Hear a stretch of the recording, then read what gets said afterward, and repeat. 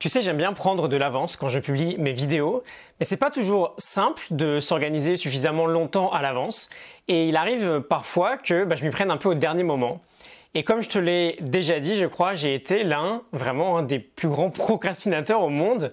Alors rassure-toi, je me soigne, mais du coup j'en profite pour te parler de quelque chose de très puissant, pour nous faire passer à l'action le plus vite possible, c'est la deadline.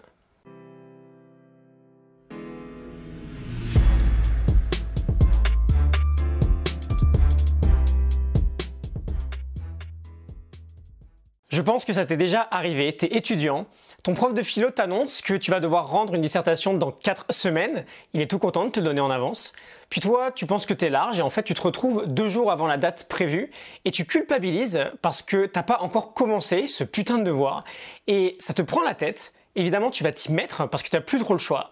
Et c'est marrant de constater que les étudiants sont à la fois les plus grands procrastinateurs, quasiment de notre société, mais ce sont aussi ceux qui finissent le plus souvent par passer à l'action. Et dans son livre 17 Anti-Procrastination Hacks, l'auteur Dominic Mann nous dit quelque chose de très juste.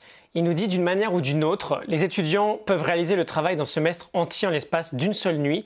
Comment font-ils? Comment résistent-ils à toute forme de tergiversation et bûchent intensément en bloc de temps, en un bloc de temps?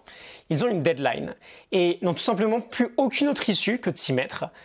Lorsque nous sortons du système scolaire, et ça c'est très juste, ces deadlines disparaissent et nous n'avons plus la capacité de nous mettre ce genre de pression. Alors la deadline, la date limite, c'est quelque chose d'un peu pervers.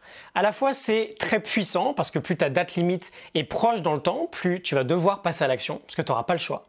Mais c'est aussi très trompeur parce que si ta deadline est loin dans le temps, ce sera tout l'inverse. Tu vas être tellement large que tu ne vas rien faire. C'est ce que Piers Stills, l'un des plus grands experts sur le sujet de la procrastination, explique dans son équation de la procrastination qu'on a déjà vue ensemble et qu'on reverra demain un petit peu. J'aurai quelque chose de sympa à t'annoncer. C'est ce qu'il appelle le délai. Et évidemment, on veut que ce délai soit le plus court possible pour nous. Et donc, je te dis tout ça pour 2 raisons. La première, c'est qu'il faut déjà arrêter de culpabiliser. C'est le prof, en fait, qui fait une erreur.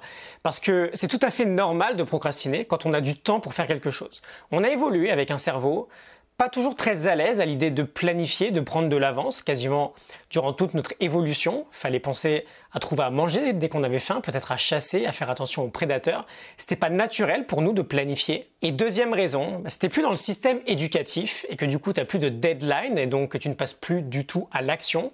C'est de la vraie procrastination dangereuse ça. Essaye de voir comment tu peux toi-même t'imposer des deadlines. C'est un outil, comme tu as pu le voir là, qui est très puissant lorsqu'il est bien utilisé. Je te laisse la morning note en description du livre 17 Anti-Procrastination Hacks de Dominic Mann. Essaye de mettre tes deadlines assez proches sur tes actions à réaliser. Je te retrouve demain pour un nouvel épisode et pour une annonce. Je te dis à demain. Salut!